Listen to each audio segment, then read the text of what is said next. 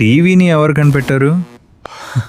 రోజంతా ఫోన్ చూసి విసుగొస్తే మనం చేసే నెక్స్ట్ బెస్ట్ థింగ్ ఏంటి? హ్యాపీగా వెళ్ళి టీవీ ఆన్ చేసి అలా బ్లాంక్గా స్క్రీన్ వైపు చూడటం, రైట్? మోడ్రన్ ఎలక్ట్రానిక్ టీవీని కనిపెట్టింది ఫిలో ఫాన్స్వర్త్ అనే ఒక 14 ఏళ్ల కుర్రాడు. అది ఎక్కడో తెలుసా? ఒక పొటాటో పొలంలో.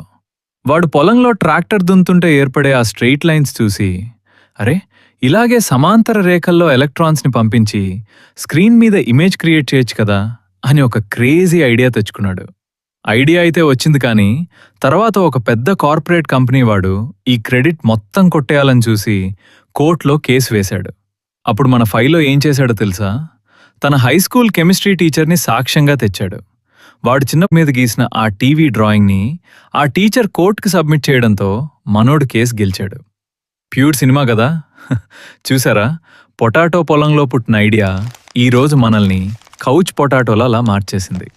సో నెక్స్ట్ టైం టీవీ చూస్తున్నప్పుడు ఆ కుర్రాన్ని ఒకసారి గుర్తు చేసుకోండి. అన్నట్టు ఇలాంటి మరిన్ని ఇంట్రెస్టింగ్ వీడియోస్ మీరు మిస్ అవ్వకూడదనుకుంటే ఇప్పుడే మన ఛానల్ని సబ్స్క్రైబ్ చేసుకుని పక్కనే ఉన్న నోటిఫికేషన్ బెల్ ఆన్ చేసుకోండి.